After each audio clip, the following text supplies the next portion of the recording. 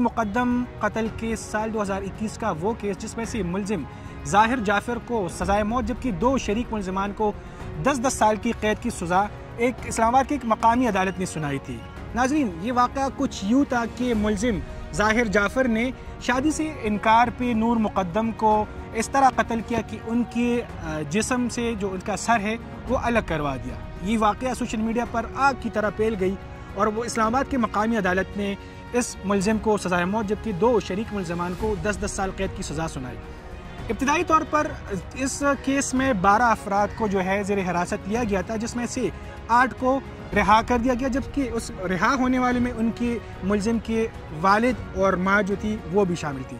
मेरे साथ अभी मौजूद है यहाँ पे सीनियर सहाफ़ी रऊफ़ बज़मी साहब। इनसे पूछेंगे क्योंकि सुप्रीम कोर्ट में ये केस जो है एक बार फिर सज़ा मुअत्तली के हवाले से जो मुलजिम ज़ाहिर जाफ़र है उसकी जानिब से पेशिया हो रही है और इस पर वो कड़ी जो है वो नज़र रखते।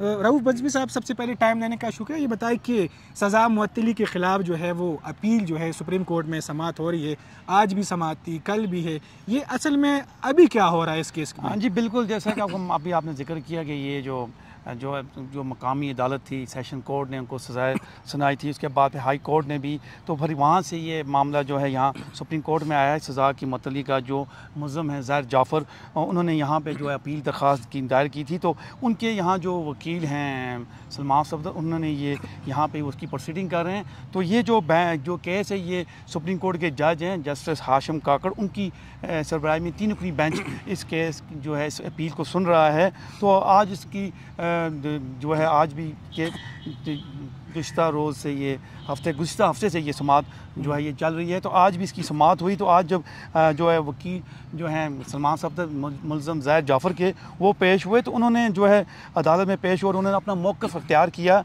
कि उनका कहना था कि उन्होंने अपना मौक़िफ़ जो है उन्होंने अपना मौक़िफ़ अख्तियार किया।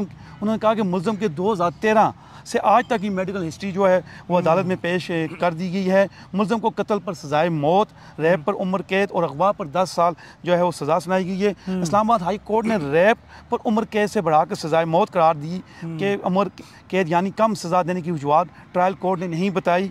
इब्तदाई FIR सिर्फ कत्ल की थी, दीगर जराइम बाद में शामिल किए गए। वक़ुआ के 22 दिन बाद अगवा और रैप की दफ़ात शामिल की गई। जो वकील हैं सलमान सफदर, उनका जो है वो कहना था कि जाए वक़ुआ मुलज़म का घर था, इसके शवाहिद भी नहीं पेश किए गए।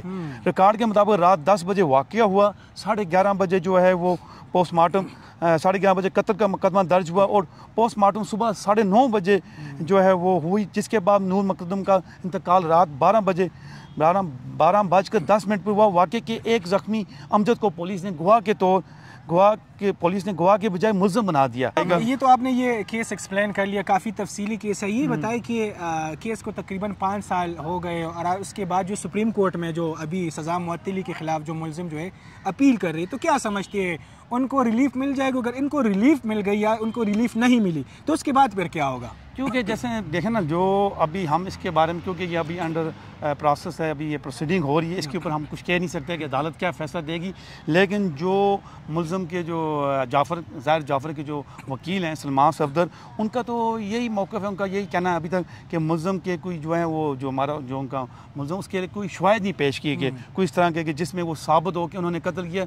और दूसरा उनका इस केस में ये भी कहना था कि जब ये वाक़या हुआ उनकी ज़हनी हालत ठीक नहीं थी और उनका इस पर अदालत ने फिर पूछा क्या उनका टेस्ट नहीं करवाए गए। उन्होंने यही सलमान सफदर का यही तो मामला था कि उनके जो है वो टेस्ट नहीं करवाए, ना जो आपकी ट्रायल कोर्ट ने उसके टेस्ट करवाए उनकी ज़हनी हालत के ज़ाहिर जाफ़र के, और ना ही हाई कोर्ट ने। तो ये साहब, हमें ये भी याद है कि जब ये वाक़या हुआ तो इस बंदे को कभी स्ट्रेचर में लेके आया जाएगा, तो मकामी अदालत जो हाई कोर्ट है, एक दफ़ा इन्होंने मीडिया से सिर्फ ये बात की कि मैं अमेरिका की जो है वो शहरी हूँ। उस पर जो है अमेरिका का जो दफ्तर ख़ारजा है यहाँ पे, उन्होंने उसकी जो है वजाहत की। उसने कहा कि ऐसे केसेस में हम अपनी शहरियत वाले लोगों को भी सपोर्ट नहीं करते। जिस टाइम पे ये वाक़या हुआ तो उस टाइम मुलज़िम ने ख़ुद इतराफ़ जुर्म किया, वो उस टाइम उसकी जो मेडिकल टेस्ट करवाया गया तो उसने कहा कि मैं बिल्कुल फिट हूँ।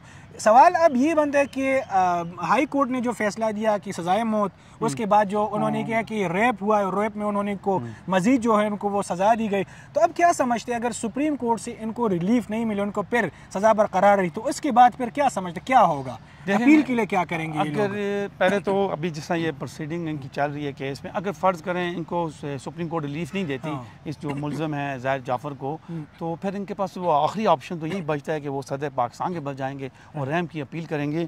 तो और क्योंकि वो जो सुप्रीम कोर्ट अगर उसी फैसले को बरकरार रखती है हाई कोर्ट को, फिर उनके पास आखिरी ऑप्शन यही बनता है कि वो सदर पाकिस्तान के पास जाएँ, वो अपनी रैम की अपील करें। ठीक है, बहुत शुक्रिया बज़मी साहब, आपने टाइम दिया। नाज़रीन, हमें अपने बच्चों पे कड़ी नज़र जो है वो रखनी चाहिए। नूर मुक़द्दम जैसी बहुत सारी बच्चियाँ ऐसी है जो सोशल मीडिया या मोबाइल का गलत इस्तेमाल करके या वक्त से पहले ऐसी रिलेशंस बना लेती है जो उनके वालिदैन के लिए पूरे सालों साल, पूरी उम्र जो है वो उनके लिए दर्द-ए-सर बनी रहती है। तो ये थी हमारी आज की वीलॉग। मज़ीद वीलॉग्स के लिए मोहम्मद बादशाह खान के साथ जुड़े रहिए। अल्लाह हाफ़िज़।